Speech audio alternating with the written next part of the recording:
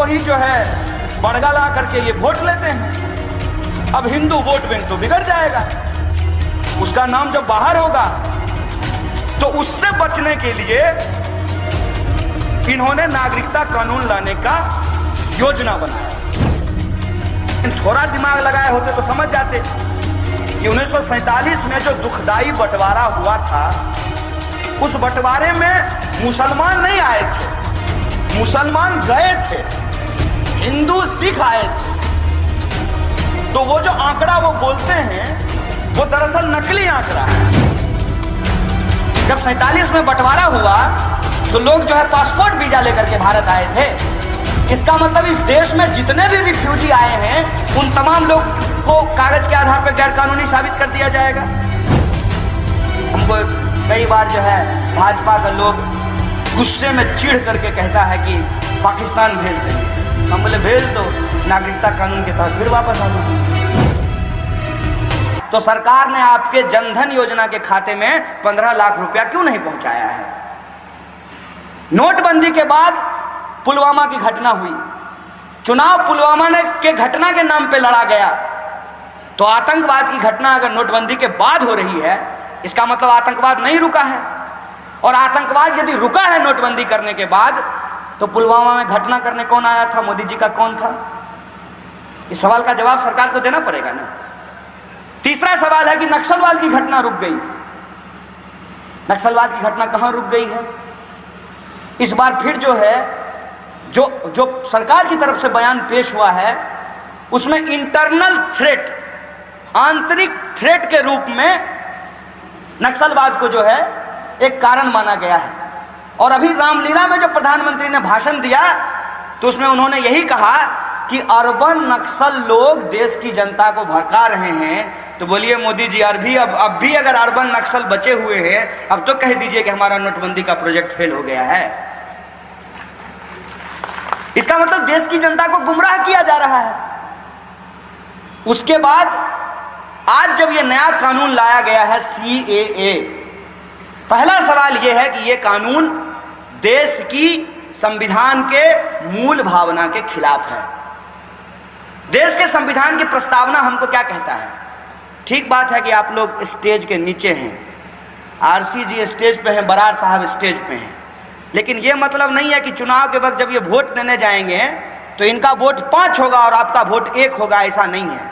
भले ये स्टेज पे हैं, इनका वोट भी एक ही होगा और आपका वोट भी एक ही होगा, क्योंकि यह अधिकार आपको इस देश का संविधान देता है। और यह जो आपका बराबरी का अधिकार है, इस बराबरी के अधिकार का आधार क्या है? कि इस देश का संविधान कहता है कि इस देश में किसी भी व्यक्ति के साथ उसके जन्म के आधार पे, उसके जाति के आधार पे, उसके धर्म के आधार पे, उसके पहचान के आधार पे, उसके भाषा, बोली और क्षेत्र के आधार पे कोई भेदभाव नहीं किया जाएगा। और जब एक ऐसा कानून पास किया जाए जिसमें यह भेदभाव हो, जिसमें यह भेदभावपूर्ण बातें कही गई हो, इसका मतलब यह है कि वो कानून एक देश विरोधी कानून है।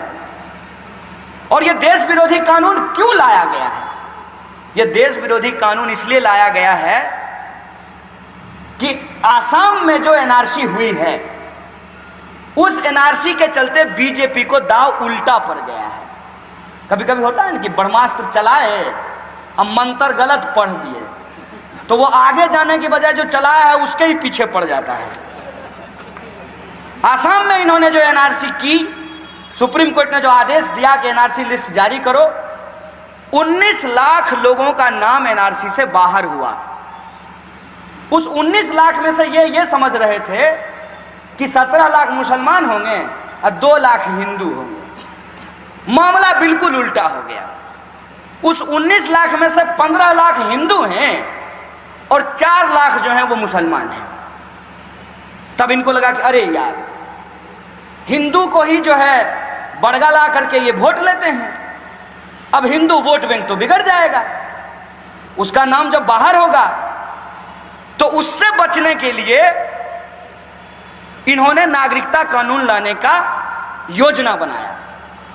लेकिन अति उत्साह में थे, 303 सीट जीत लिए। कभी कभी ये होता है ना कि आपको आपके औकात से ज़्यादा मिल जाए तो बर्दाश्त नहीं होता है। ये आप देखिएगा कि किसी को अगर अचानक पैसा हो जाए तो उसको बर्दाश्त नहीं होता है। वो दुनिया को बताना चाहता है कि उसके पास बहुत पैसा है, वो जताना चाहता है कि वो बहुत ताकतवर आदमी है। अगर कोई उसकी इज्जत समाज में नहीं कर रहा हो तो 3-4 आदमी को साथ में ले करके चलता है कि मेरा जिंदाबाद करते रहना।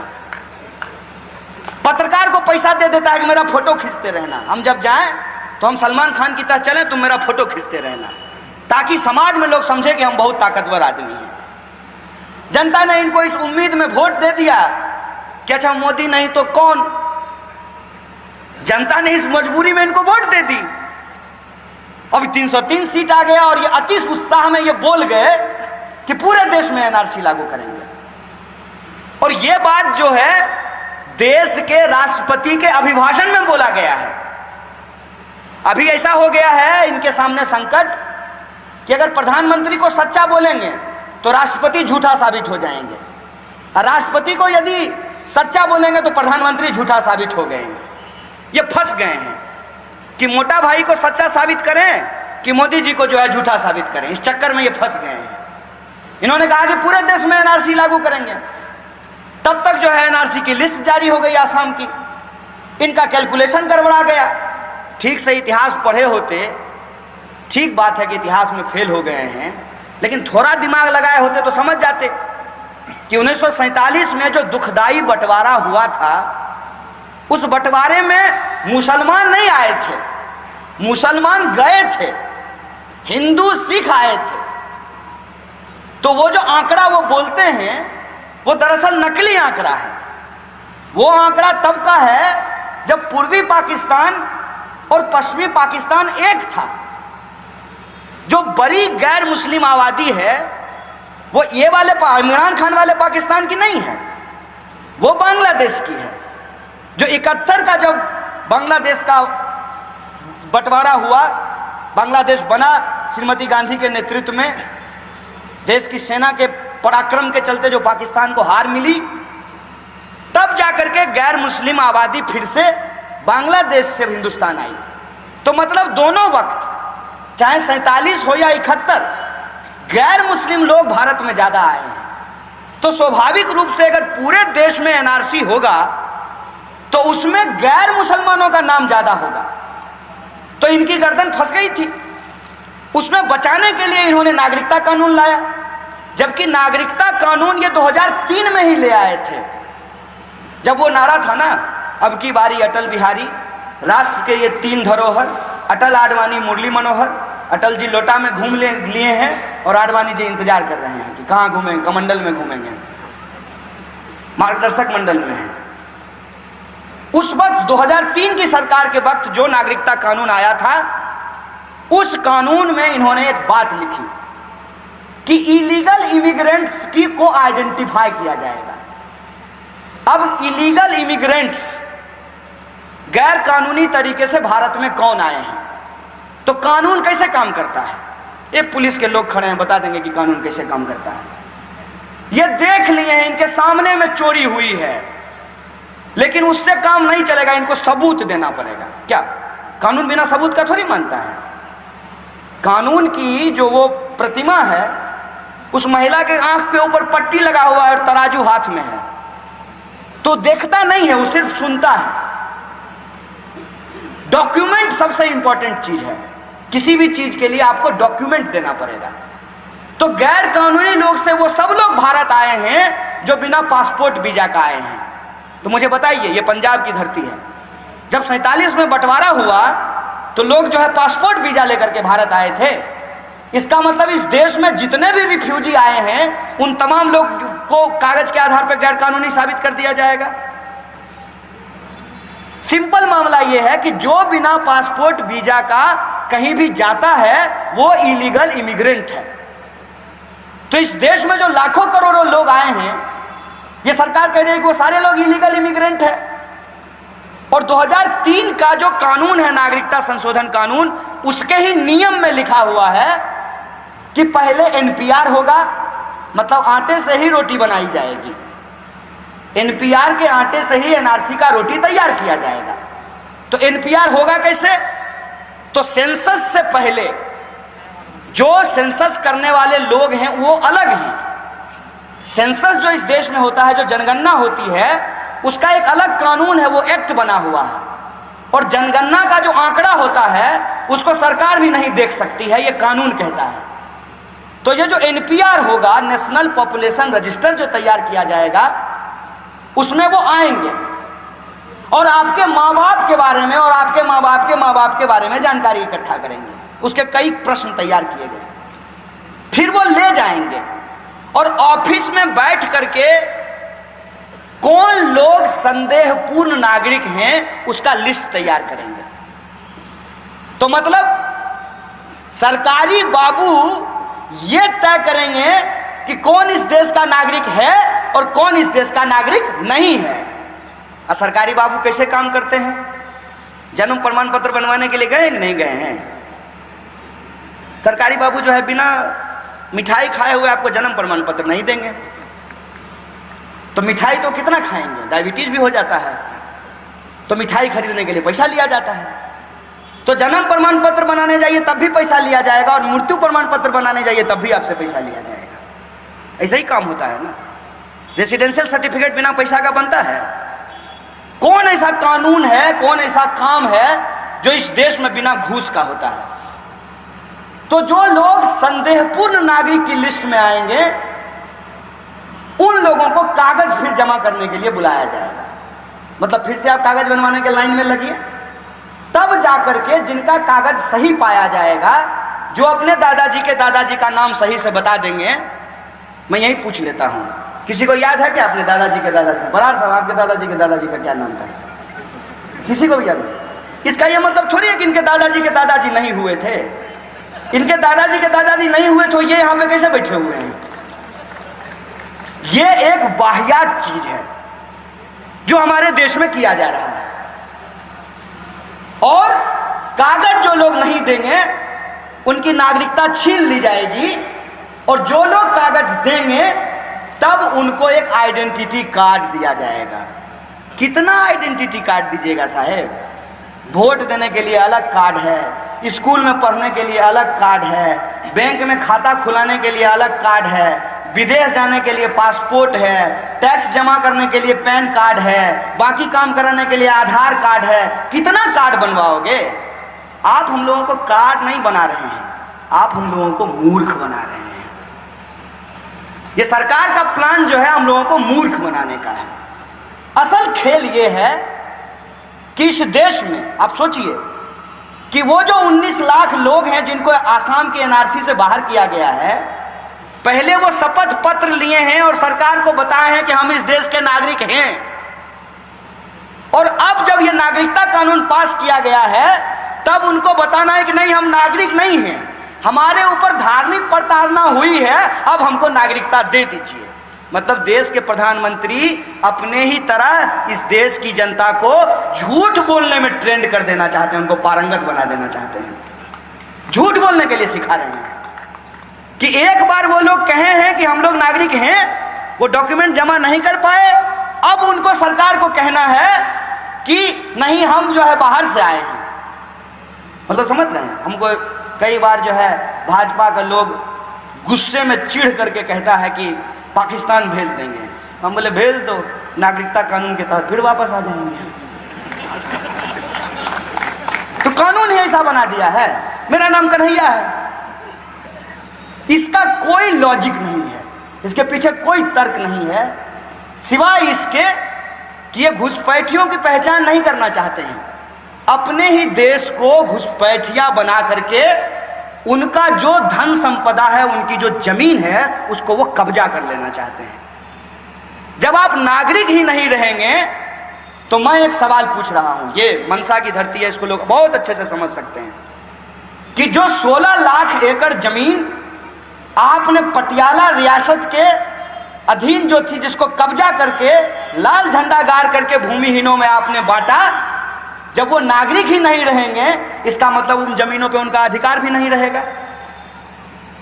आपकी जमीन कब्जा करने के लिए आपसे आपका पहचान छीना जा रहा है, और कागज नहीं है या कागज में आपके नाम का स्पेलिंग ठीक नहीं है तो एक कागज का टुकड़ा यह तय करेगा कि आप भारतीय हैं कि नहीं हैं। और कागज की स्थिति क्या है, मैं अपना उदाहरण देता हूं। मेरे सर्टिफिकेट पे मेरे पिताजी का नाम JAI है और मेरे भाई के सर्टिफिकेट पे नाम है JAY। बाप तो एक ही है ना। I और Y के स्पेलिंग के चलते मेरा बाप अलग अलग है, ऐसा तो नहीं है। और आप घूम करके देखिए, कोई अगर मोहम्मद लिखेगा तो कोई MD मोहम्मद लिखेगा, कोई MOHD मोहम्मद लिखेगा। कोई जो है अगर नीलम लिखा है तो कोई NILM लिखेगा और कोई NEELM नीलम लिखेगा। कोई MANJDER मजिंदर लिखेगा, कोई जो है DIR मजिंदर लिखेगा। ये जो अंतर होता है, इस अंतर के चलते इस देश की हकीकत यह है कि देश के जो गरीब मजदूर हैं उनका 40,000 करोड़ रुपया PF अकाउंट में पड़ा हुआ है। वो अपना PF का पैसा नहीं ले पाते हैं क्योंकि वो मजदूर हैं, कम पढ़े लिखे लोग हैं। उनका जो PF का कार्ड बनता है, जो PF का अकाउंट बनता है, उसमें जो स्पेलिंग है नाम का, और उसके पास जो आधार कार्ड है उसमें जो नाम है, उसका स्पेलिंग जब अलग अलग हो जाता है वो अपना ही पैसा नहीं ले पाता है। जब आप अपना पैसा PF से नहीं निकाल पाते हैं, अलग अलग नाम हो जाने से अपने बाप दादा का पैसा आप बैंक से नहीं निकाल पाते हैं, अलग अलग अगर नाम हो गया है तो आपको डॉक्यूमेंट को ठीक कराने में इतनी परेशानी होती है, तो वो कागज का टुकड़ा तय करेगा कि आप भारत के नागरिक हैं कि नहीं हैं। ये असल साजिश ये है कि भारत के नागरिक अपनी नागरिकता साबित करने में लगे रहें और जिनके पास सही कागज नहीं होगी उनसे उनकी नागरिकता छीन करके उनको इस देश में दोयम दर्जे का नागरिक बना दिया जाएगा। आज नागरिकता छीन रहे हैं, कल प्रॉपर्टी छीन लेंगे और परसों वोट देने का अधिकार वापस छीन लेंगे। तो हो गया ना अंतर। देश का संविधान क्या बोला कि बंद साहब का वोट भी एक और आप जो नीचे में बैठे हुए हैं आपका वोट भी एक, जो हवाई जहाज से उड़ता है उसका वोट भी एक, SP साहब का वोट भी एक, और जो है कांस्टेबल साहब का भी वोट एक। अंतर हो गया ना। इसीलिए हम लोग कहते हैं कि ये हमला मुसलमान पे नहीं, इस देश के संविधान के ऊपर है, इस देश के हिंदुस्तान के ऊपर है, हिंदुस्तानियत होने के ऊपर है। ये बात हम लोगों को समझनी चाहिए। इसीलिए बड़ी लड़ाई का हिस्सा है और इस बड़ी लड़ाई में हमको ये समझना पड़ेगा कि एक तरफ हमारे सामने रोजी रोटी, कपड़ा, मकान, शिक्षा, स्वास्थ्य, सड़क, बिजली, पानी की लड़ाई है और दूसरी तरफ हमारा देश का तिरंगा, हमारा संविधान और हमारा हिंदुस्तान बचाने का लड़ाई है। इस दोनों लड़ाई को अपने दोनों हाथों में थाम करके हिंदू, मुस्लिम, सिख, ईसाई तमाम भारतीयों को एकजुट होकर के भारत विरोधी इन शक्तियों से लड़ना पड़ेगा और सरकार को यह बताना पड़ेगा कि अगर हम तुमको जिता सकते हैं तो हम तुमको हरा भी सकते हैं। यह ऐलान हम लोगों को करना पड़ेगा और हमको पूरी उम्मीद है कि जिस तरीके का उम्मीद, जिस तरीके आशा पंजाब के लोगों ने देश को दिखाया है कि आज भाजपा के जो सहयोगी दल हैं उसने भी ये कहना शुरू किया है कि हम नागरिकता कानून को नहीं मानते हैं। मुझे पूरी उम्मीद है कि भगत सिंह की धरती, बाबा गुरु नानक देव की इस धरती, और उनका एक वाकया मुझे याद आ रहा है कि एक बार एक साहूकार जो है नानक देव जी को खाने के लिए बुलाया तो उन्होंने कहा कि तुम्हारी रोटी में मुझे खून टपकता हुआ दिखता है। और वो एक मजदूर के घर खाने के लिए गए और कहा कि तुम्हारी रोटी में, तुम्हारी ये खून पसीने की जो रोटी है इसमें मुझे दूध टपकता हुआ दिखता है। आज उस मूल्य को बचाने की लड़ाई है और हमको पूरा भरोसा है कि इस देश की जनता कश्मीर से कन्याकुमारी तक अगर एकजुट हो जाएगी, अपने हाथ में तिरंगा थाम लेगी और संविधान को बचाने के लिए रास्ते पे निकल जाएगी तो इस देश का किसान भी बचेगा, मजदूर भी बचेगा, महिला भी बचेगी, जवान भी बचेगा और ये सब जब बचेंगे तो तभी हिंदुस्तान बचेगा। इसी आशा और उम्मीद के साथ भगत सिंह की इस धरती को एक बार फिर से नमन करते हुए मेरी बात को खत्म करता हूँ। शुक्रिया। इनकलाब जिंदाबाद, हमारी एकता जिंदाबाद।